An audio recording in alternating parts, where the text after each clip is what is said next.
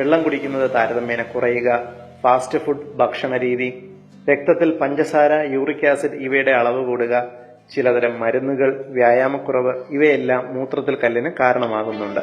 പുറംവേദനയിൽ തുടങ്ങി അടിവയറിലേക്ക് വ്യാപിക്കുന്ന വേദന, ഛർദിൽ, ശക്തമായ അടിവയർ തരിപ്പ്, മൂത്രമൊഴിക്കുമ്പോൾ ശക്തമായ വേദന, പഴുപ്പും രക്തവും കലർന്നു പോവുക ഇവയെല്ലാം സാധാരണ മൂത്രത്തിൽ കല്ലിന്റെ കാരണങ്ങളാണ്.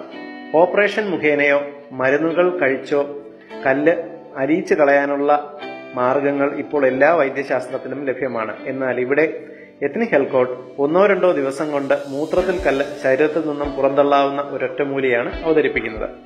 തമിഴ്നാട്ടിലെ കുഗ്രാമങ്ങളിൽ പഴമക്കാർ ഉപയോഗിച്ചിരുന്ന ഈ ഒറ്റമൂലി ഫലപ്രദവും പാർശ്വഫലങ്ങൾ ഇല്ലാത്തതുകൊണ്ടുമാണ് എത്നിക് ഹെൽത്ത് കോഡ് ഇവിടെ അവതരിപ്പിക്കുന്നത്. 1/2 കിലോ ബീൻസ് വാങ്ങുക. അതെ, കറികൾക്ക് ഉപയോഗിക്കുന്ന സാധാരണ ബീൻസ്. 1/2 കിലോ ബീൻസ് പൊളിച്ച് അതിന്റെ ബീൻസ് വേർതിരിച്ച് ചെറുതായി നുറുക്കുക.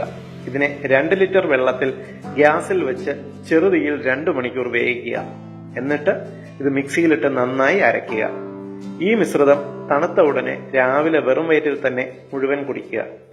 ചിലർക്ക് ഇത് മുഴുവൻ കുടിക്കാൻ സാധിക്കുകയില്ല. സാരമില്ല, പകുതിക്ക് മുകളിൽ എന്തായാലും കുടിക്കുക.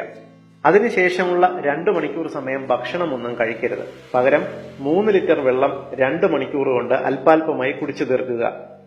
ആസിഡ് മിശ്രിതങ്ങളായ ചായയോ കാപ്പിയോ ഈ സമയം കുടിക്കരുത്.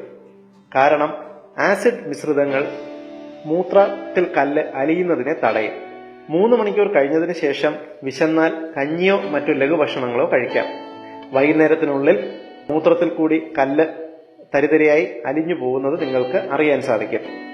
ചിലരിൽ കല്ല് താഴേക്ക് വരുമ്പോൾ ചെറിയ വേദന ഉണ്ടായി എന്ന് വരാം. സാരമില്ല, വേദന സ്വയം മാറിക്കൊള്ളും.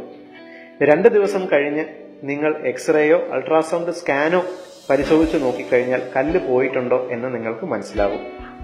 യാതൊരു സൈഡ് എഫക്റ്റും ഇല്ലാത്ത എല്ലാവർക്കും ട്രൈ ചെയ്യാവുന്ന ഈ ഒറ്റമൂലി നിങ്ങൾക്ക് വേണ്ടി അവതരിപ്പിക്കുന്നത് ethnichealthcode.com.